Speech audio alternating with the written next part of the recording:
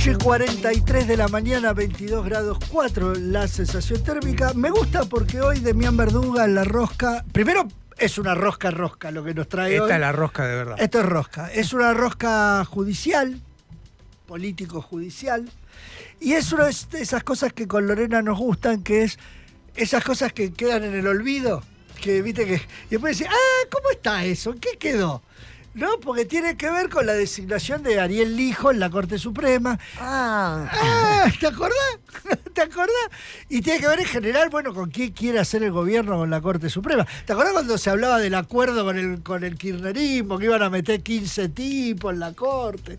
Bueno, ¿cómo está todo ese mundo? Mirá, por un lado, para tomar cosas que suele marcar Lore, ¿no? Acá también te das cuenta que el gobierno, mucho Gordodán, mucho Twitter, qué sé yo, pero alguien en el gobierno piensa en los resortes de poder, no quiero decir reales, porque todo puede ser resortes de poder, pero los resortes de poder que terminan pesando al final del día. Sí.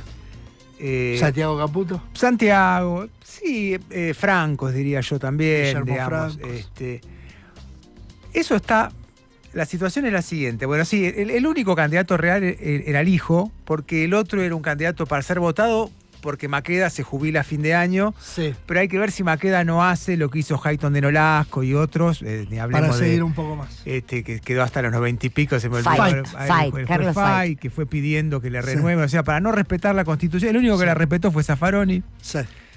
A veces uno dice, che, qué pena. Lo de Fay es un escándalo.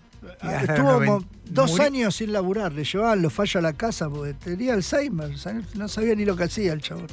Y sí, murió siendo ministro de la Corte. Eso defendían los republicanos de esa época, que ahora ya no defienden nada porque no existen más. O sea que el único candidato es Lijo, el único candidato real era Lijo, porque lo de Maqueda hay que ver si realmente se termina de jubilar o no a fin de año, si toma la decisión de respetar o no la Constitución. Sí. Digamos que le da tiempo hasta los 75. Está totalmente trabado lo del hijo en el Senado. ¿Se cayó la negociación con el kirchnerismo? Nunca terminó de germinar. Claro. La propuesta del hijo, esto era lo que corría como rumor todo el tiempo y sigue en off, había sido acercado por Lorenzetti como propuesta, por Ricardo Lorenzetti, actual ministro de la Corte, que fue presidente de la Corte durante el gobierno kirchnerista y que entró con Néstor Lorenzetti a la Corte. Sí. Lo trajo tu querido amigo Alberto Fernández. No es por echarles la culpa a Alberto, porque en ese momento tuvo una gran corte Néstor al principio, cuando logró ampliarle eso. Probablemente las mejores cortes supremas que ha tenido la democracia argentina. Sí. A propuesta de Alberto, Lorenzetti entró a la Corte más o menos en el 2003, por ahí. Cuando Néstor movió la Corte entró Lorenzetti. Sí, los cambios de la Corte famosos entró ahí. Bueno, apenas asumió. Pero como todo bicho de Comodoro Pi, como toda persona de ese mundo, viste, ¿no? Las alianzas, no existen alianzas. En el Comodoro Pi lo que existe es ser leal a vos mismo, a la corporación, a tu lugar y eternizarte, que es el proyecto final de todos los jueces, entre otras cosas también para cobrar esas jubilaciones que cobran, que son siderales, ¿no? Bueno, a propuesta de Lorenzetti había entrado el hijo. Lorenzetti lo que había intentado, entre otras cosas, era hacer un puente con el kirchnerismo para que el hijo entrara, porque el tema es que para poner un juez de la Corte necesitas 2/3. Los 2/3 del Senado son más o menos casi 50 votos. Sin el kirchnerismo. Sin el kirchnerismo es imposible. Sin los 30 y pico del kirchnerismo, del interbloque de Unión por la Patria, es imposible.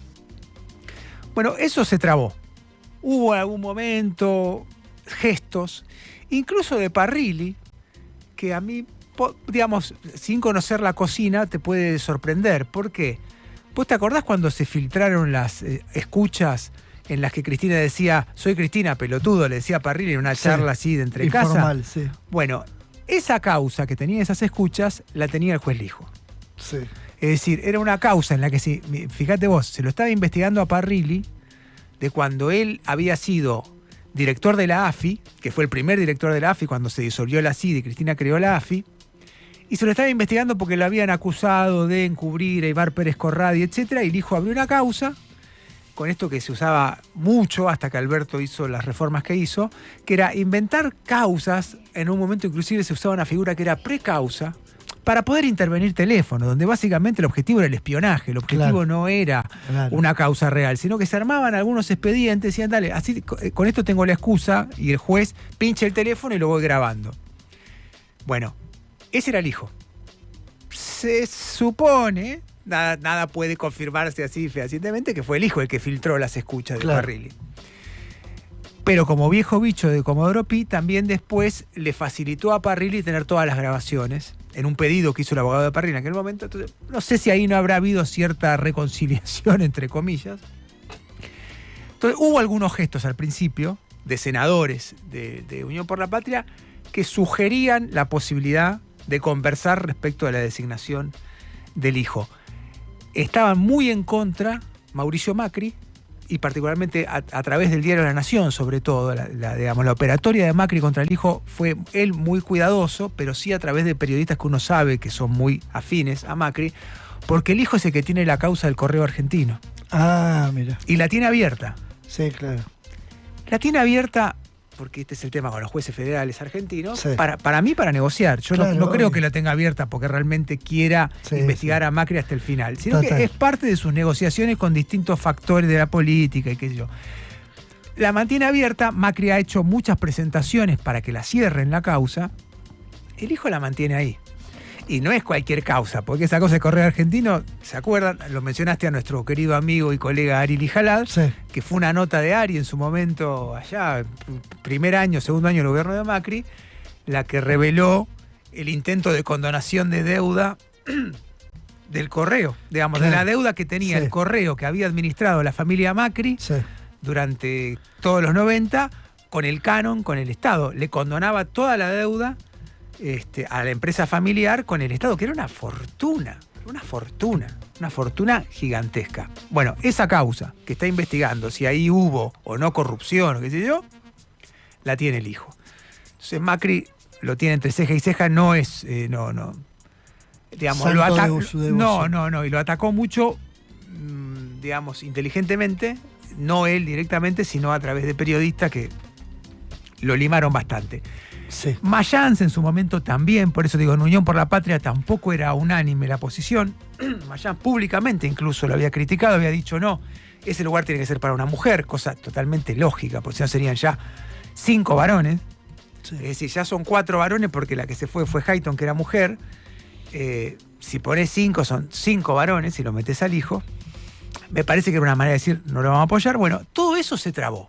Sí. Finalmente se trabó, lo del hijo y está ahí. Victoria Villarroel, gran opositora al hijo. Victoria Villarroel también se opuso a la designación del hijo. Es una de las peleas con Milei. Es una de las peleas con Milei, exactamente.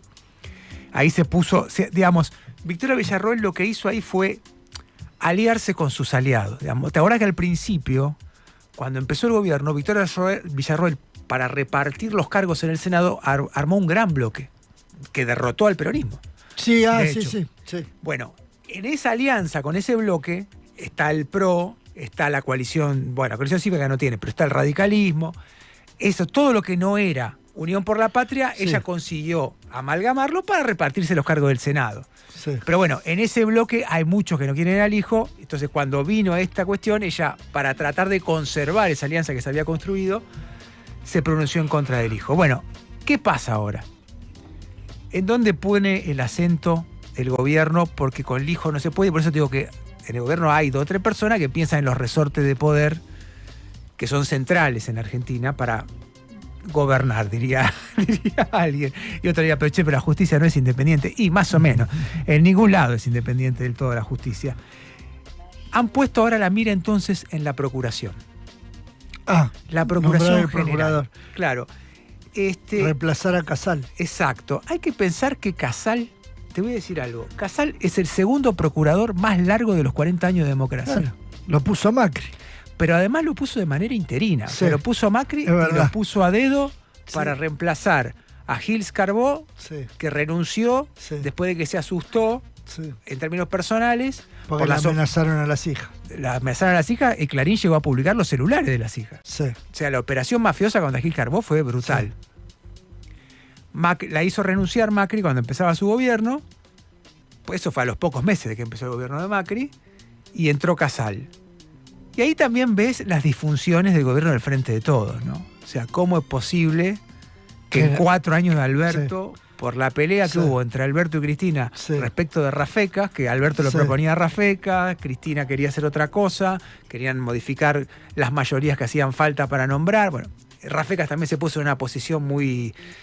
le decían el príncipe en el Senado en ese momento, porque dijo, no, yo si no es con 2/3 no voy, porque el kirchnerismo estaba impulsando una ley para poder designar procurador con la mitad más 1 y no con 2/3. Bueno, todo ese internismo frente todista desembocó en que todavía lo tenemos a Casal. Lleva 7 años en el cargo. Ya me lo había olvidado. Quedó ahí. Porque ha bajado el perfil. Claro. Ha bajado mucho el perfil para preservarse en el lugar. Bueno, el gobierno todavía los nombres, por lo menos ayer... ¿qué puede? La negociación que podía hacer, te doy el procurador y vos me votás al hijo en la corte. No, la idea es tratar de avanzar con el procurador primero. Sí, tratar de removerlo a Casal y tener el procurador. Ahí tienen que hacer un acuerdo, tienen que construir un nuevo acuerdo y tratar de manejar ese resorte, que no es lo mismo. Es decir, un juez de la corte tiene mucho más peso que un procurador. Pensá que el procurador es el jefe de los fiscales, administra a los fiscales, qué sé yo, pero no toma decisiones tan claves como la Corte. Obvio. O sea, la Corte Suprema finalmente es la última instancia que te dice... ¿Hay algún nombre para procurador? No, eso es lo que yo estaba preguntando ayer y no terminaban de darte el nombre. Voy a tratar de conseguírtelo para mañana o pasado, a ver los nombres que estaban evaluando. Lo que sí estaba claro era la intención de, vamos a avanzar, como no podemos hacer nada en la Corte, vamos a avanzar sobre la procuración. Vamos a tratar, estaban también con el tema de avanzar fuerte con los juicios por jurado, porque ahí sí se junta esta idea. Porque en el juicio por jurado se va a fortalecer mucho la figura del fiscal. Hoy los fiscales en la Argentina tienen un poder relativo.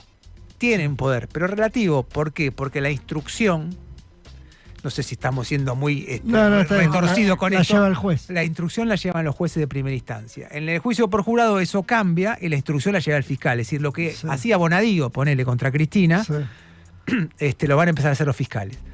Entonces, en el concepto de poder, de tratar de mojar la media luna, diría el Turco Asís, en la justicia federal, el gobierno dice, bueno, no podemos avanzar con la Corte, no tenemos acuerdo para poner el ministro, avancemos sobre la procuración y avancemos con el juicio por jurado porque fortalecemos a los fiscales y entonces la figura del procurador va a tener otro peso. Así está la cosa. No todo es el gordo Dani Twitter, digamos. Igual el gobierno es muy débil para esto, ¿eh? Es muy débil porque tiene 7 senadores. Entonces su dependencia de los acuerdos es absoluta. Y además sin el kirchnerismo no... Sin el kirchnerismo no puede hacer nada. Necesita negociarlo con el kirchnerismo. Sin el kirchnerismo no puede hacer nada. Sin el kirchnerismo no puede hacer nada. Tampoco con la procuración, porque por ahora el procurador también necesita los 2/3, tanto para ser removido como para ser nombrado. Pero se está trabajando ahí. Es lo que cambiaron el foco. No vamos por la Corte, vamos por la procuración. Exactamente. Huellas